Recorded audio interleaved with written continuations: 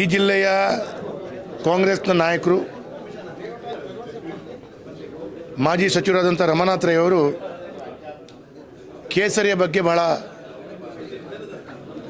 ವಿಶೇಷವಾದಂಥ ಕೇಸರಿಯ ಬಗ್ಗೆ ತನ್ನ ಎಲರ್ಜಿಯನ್ನು ತೋರಿಸ್ಕೊಟ್ಟಿದ್ದಾರೆ. ಉಡುಪಿಯ ಜಿಲ್ಲಾಧಿಕಾರಿಗಳ ಬಗ್ಗೆ ಭಗವಧ್ವಜವನ್ನು ಹಸ್ತಾಂತರ ಮಾಡಿ ಉದ್ಘಾಟನೆ ಮಾಡಿದಂಥ ಸಂದರ್ಭವನ್ನು ರಾಜಕೀಯವಾಗಿ ಅದನ್ನು ಉಪಯೋಗಿಸಿಕೊಂಡು ಅಲ್ಲಸಲ್ಲದ ಆರೋಪವನ್ನು ಮಾಡ್ತಿರುವಂಥ ಕಾಂಗ್ರೆಸ್ಸಿಗೆ ನಾನು ಕೆಲವೊಂದು ಪ್ರಶ್ನೆಗಳನ್ನು ಕೇಳಲಿಕ್ಕೆ ಬಯಸ್ತಾ ಇದ್ದೇನೆ. ಇವತ್ತು ಹಿಂದೂ ಸಮಾಜದ ಧಾರ್ಮಿಕ ಚಿಂತನೆಯ ಧಾರ್ಮಿಕ ಕಾರ್ಯಕ್ರಮಗಳಲ್ಲಿ ಯಾವ ಧ್ವಜವನ್ನು ಉಪಯೋಗಿಸಬೇಕು?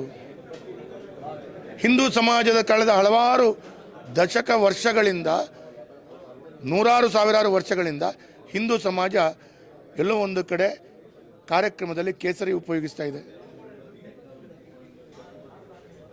ಆ ಕೇಸರಿಯನ್ನು ಉಪಯೋಗಿಸಿದ ತಕ್ಷಣ ಕೇಸರೀಕರಣ ಅಂತ ಹೇಳುವಂಥದ್ದು ಹೇಳ್ತಾರೆ ಅಂತೇಳಿ, ಆದರೆ ಸ್ವಾಮಿ ಮಸೀದಿಗಳಲ್ಲಿ ಹಸಿರು ಉಪಯೋಗಿಸ್ತಾರೆ, ಅದು ಕೂಡ ತಪ್ಪಲ್ಲ.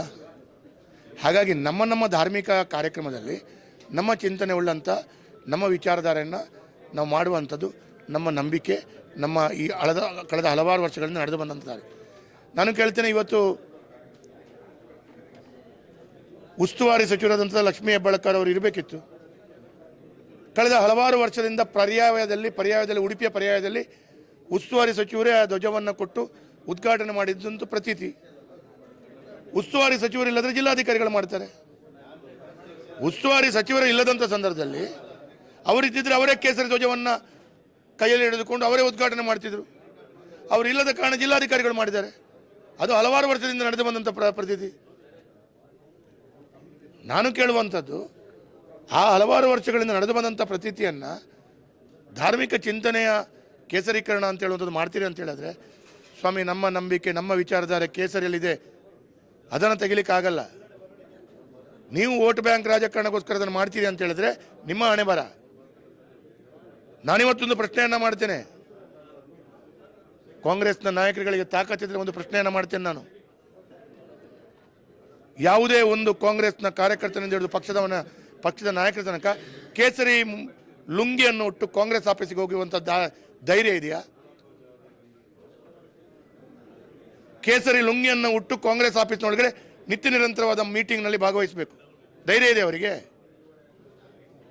ಈ ಹಿಂದೆ ಕೇಸರಿಯನ್ನು ಉಟ್ಟು ಬಂದಂಥ ಕಾಂಗ್ರೆಸ್ನಲ್ಲಿ ಕಚೇರಿಗೆ ಬಂದಂಥ ಸಂದರ್ಭದಲ್ಲಿ ಪತ್ರಿಕೆಯಲ್ಲಿ ಉಲ್ಲೇಖ ಆಗಿದೆ. ಆದರೆ ಅಲ್ಪಸಂಖ್ಯಾತರು ಅವರ ಧಾರ್ಮಿಕ ಚಿಂತನೆ ಉಳ್ಳಂಥ ವಿಚಾರಗಳನ್ನು ಹುಟ್ಟುಕೊಂಡು ಹಾಕಿಕೊಂಡು ಕಾಂಗ್ರೆಸ್ ಕಚೇರಿ ಒಳಗಡೆ ಬರ್ಬೋದು. ಹಾಗಿದ್ರೆ ಅವರಿಗೊಂದು ನ್ಯಾಯ, ನಮಗೊಂದು ನ್ಯಾಯನಾ? ನಾನು ಕೇಳುವಂಥದ್ದು, ಓಟಿಗಾಗೋಸ್ಕರ ನಮ್ಮ ಸಂಸ್ಕೃತಿ, ನಮ್ಮ ವಿಚಾರಧಾರೆಯನ್ನು ಹಾಳು ಮಾಡುವಂಥ ಪ್ರಶ್ನೆಯನ್ನು ಮಾಡಬೇಡಿ ಅಂತೇಳಿ ನಾನು ಇವತ್ತು ಹೇಳಲಿಕ್ಕೆ ಬಯಸ್ತಾ ಇದ್ದೀನಿ.